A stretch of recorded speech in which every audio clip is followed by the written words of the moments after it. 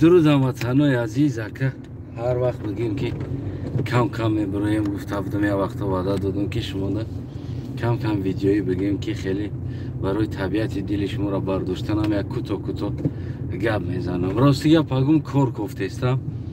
انا وقتی شنیدم که مومالی مرده است اولا یک خرسان شدم، بعد فهمیدم که کاروچی گوره شد تنی توه ورس که بیولین دادم کار دا گفتم که ما کار گفته استم.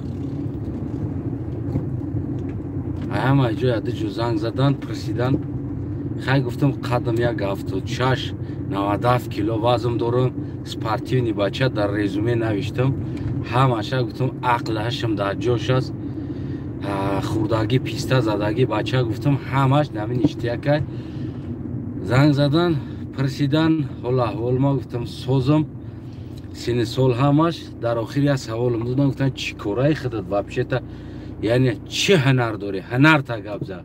قد بسته فهمیدیم، بچه خوب بودگی تا فهمیدیم، هنر تا گپ زد. گفتم ریولوشنر جوش در تلفن کشتن، значит در ریولوشنر در یگان جو کار نبوده است که بیکار میمونده بوده. برای همون کار گفتیستم هموطنای عزیز.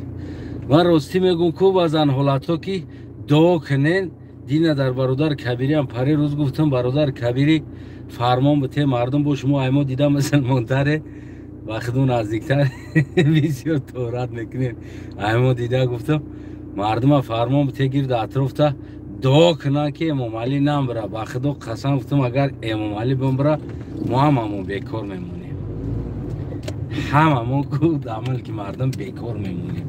برای همون ما پسلی نفریم یکو دعا کردیستم داخل امام علی که سلوچای نام بره امام علی.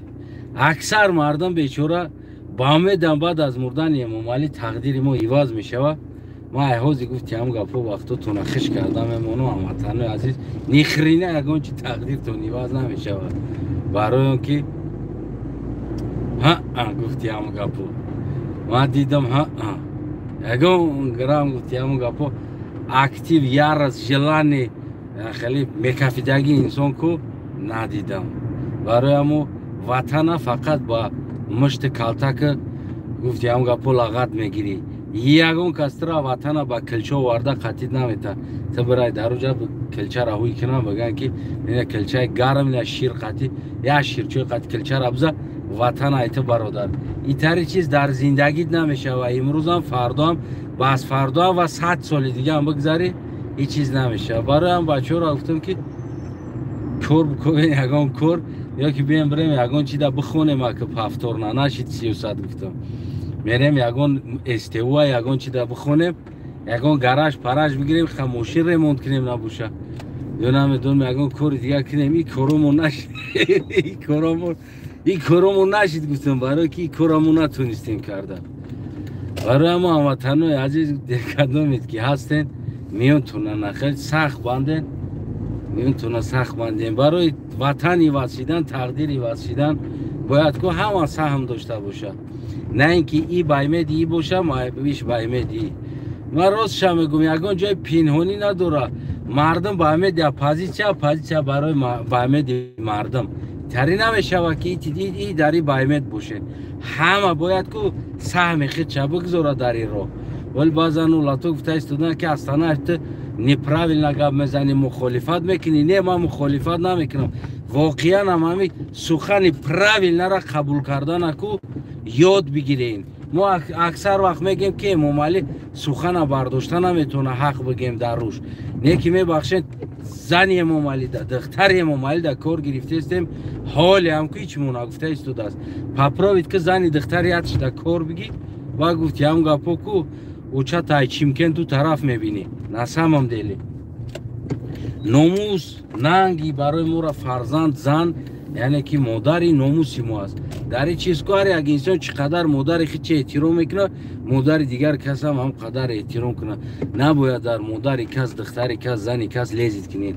مو قطعی ممالی پرابلم های زن شوهری نداریم، مو قطعی ممالی پرابلم های سیاست داریم. باید سیاسی بخپین کمبودی سیاسی شبگن تورسیک و گفتی هم گپو لفچی که دختر امام علی گفتی هم گپو شب خوابی عزیزمو یا لبوبنیکی نمیدونم دختر امام علی عزیزم اینا باید در سیاست ما تو دخالت داشته باشه.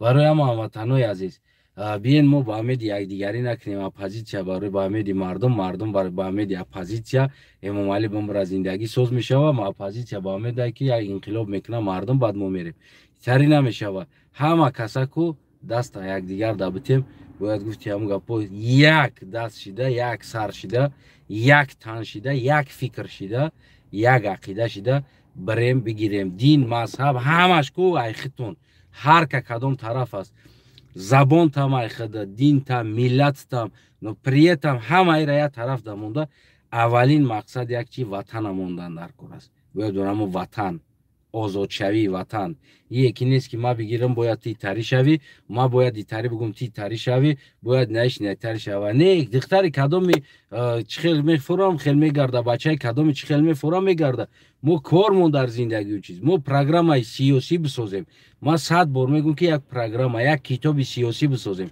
پروگرام آینده باید پادپیسا باشه همه اینمی اعضا حرکت رهبر دیگر انسانو کو باید پادپیس کنن که فردا اینایی میشوه ای وعده اول فردا انقلاب کنیم با معلوم میشوه ای طریقتی نمیشوه باز فردا انقلاب شدن بعد چند آدم دیگه با همو ارکگی خیچه میکنه میگه که ما ای تری میخوام او تری میخوام نه ای حاضر برای مردم فکت بتین که دین ساحش اینایی است وظیفش اینایی مذهب اینایی است صنعت اینایی است فرهنگ اینایی است ملت اینایی است حقوقهای ملت قدر فرهنگ قدر صنعت قدر دین همه اینمی چیزایی که از پول روز می نویسی در تاش همش امضا میکنه که فردا انقلاب شدن بعد اینمی خیلی میشوه